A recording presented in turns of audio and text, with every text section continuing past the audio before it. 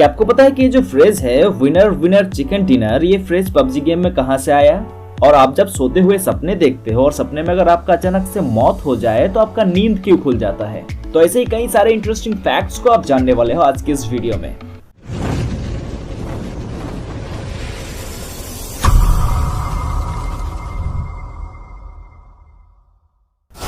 Fact number 1, अगर आप PUBG game खेलते हो तो आप पोचिंकी में जरूर उतरे होंगे, लेकिन क्या आपको पता है कि रसिया में एक जगह है जिसका नाम पोचिंकी है, और अगर आप गूगल मैप से देखो तो उसका नजारा कुछ इस तरह से दिखाई देगा।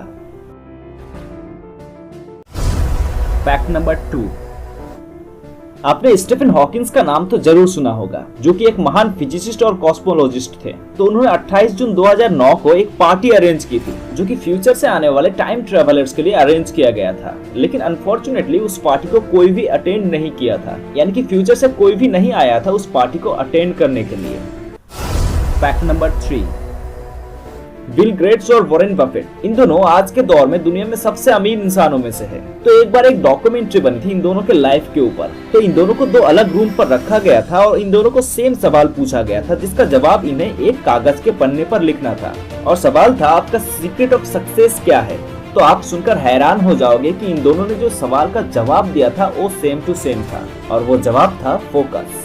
यानी कि अगर आप लाइफ में फोकस करते हो तो आप कुछ भी अचीव कर सकते हो, आप कहीं पर भी पहुंच सकते हो। बस आपको काम करने के साथ साथ उस काम पर फोकस भी करना चाहिए।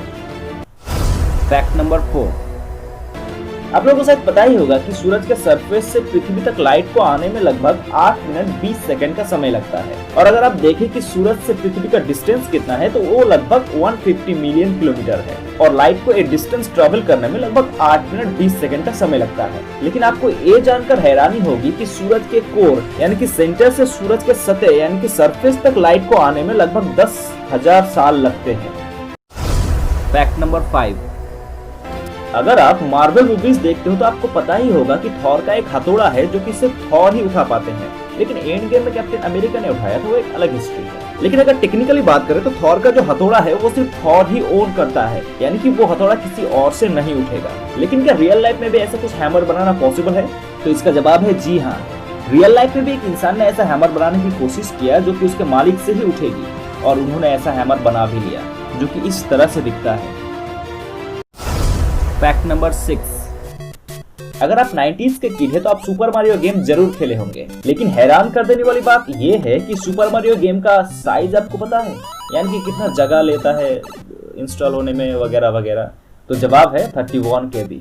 जी हाँ, आपने सही सुना, 31 KB।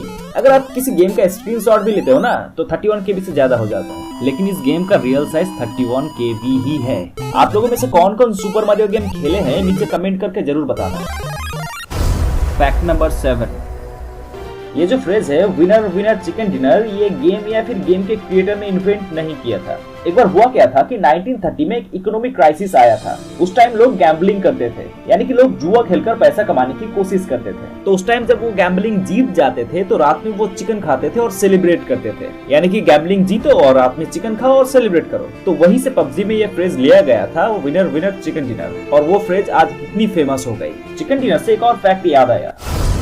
फैक्ट नंबर 8, 2018 में एक सर्वे किया गया था और देखा गया कि इस दुनिया में इंसानों की जितनी पॉपुलेशन है, यानी कि 700 करोड़ इंसानों की पॉपुलेशन है, उससे 3 गुना ज्यादा पॉपुलेशन मुर्गियों की है इस दुनिया में। यानी कि 2100 करोड़ की पॉपुलेशन है इस दुनिया में मुर्गियों की, जो कि पागल कर देने वाली फैक्ट है।